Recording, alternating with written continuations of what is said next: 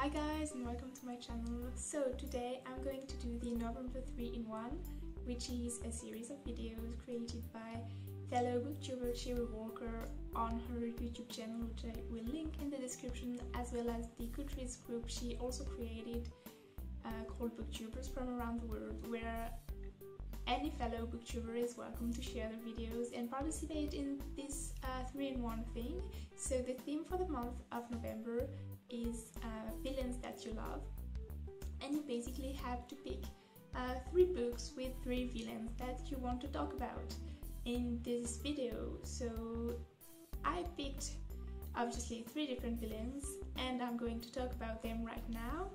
So the first one is Queen Levana from the Lunar Chronicles, because I think she's a really interesting villain. She is crazy, she's totally batshit crazy, she is evil, but she also has an interesting backstory, which is something I appreciate when I read about villain, because I want to know, how did you become like this?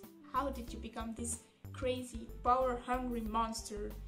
So we see mostly in Fairest, which is a kind of prequel to the rest of the series, that she grew up disliked by her parents and in the shadow of her sister, who was also a pretty bad ruler.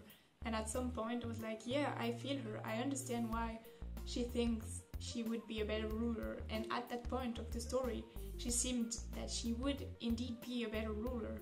And when she became queen, I understood why there was hope, but then she lost it. I mean, I think something was broken inside of her, and it was really terrible to read about her, because she got her niece burned and she killed her own husband whom she loved, just because she thought she would therefore be able to make a more interesting political alliance with Earth. And it's really scary, and it was really fascinating to read about her in Fairest. So yeah, she's my first pick. My second pick is another crazy queen, and it's the Queen of Hearts from Alice in Wonderland. And for many years I've wondered, how on earth did she become like that? I mean, we see her in the original Alice in Wonderland story, and she's just like screaming off with the heads and wanting to kill everyone who disagrees with her. And like, there's the image of the red that is so important to her, where we see the cards painting the flowers, like the white flowers, into red, and she's just crazy. She's just seems to be this power-hungry person who just wants everything to go according to what they like. And then I discovered some kind of retellings and things that make her more interesting. We see, for example, in the Once Upon a Time series, that she has some kind of backstory, and I really enjoyed the last Alice Through the Looking Glass movie, because we saw that she was a little girl who wanted to do good, but then shit happens and she becomes this kind of horrible person. And I really cannot wait for to get my hands on Heartless by Marissa Mayer, because I read the first chapters that were in my edition of Stars Above, and it seems like it's gonna be such an interesting read. I mean, I trust Marissa Mayer, I know she can make something amazing. So I think that the Queen of Hearts is also a pretty interesting villain who deserves to have some kind of backstory that gets known by the public. So that was my second pick for this 3-in-1, and the last one is a bit different. I decided to choose Luke Castellan from the Percy Jackson series, which I'm currently rereading. I reread this one in October, and we meet Luke in the first book in the series, and he is like this friendly older guy who welcomes Percy at Camp Half-Blood, and we see then that he also has a lot of interaction with Annabeth, and he seems like this kind of big brother figure to a lot of people at camp.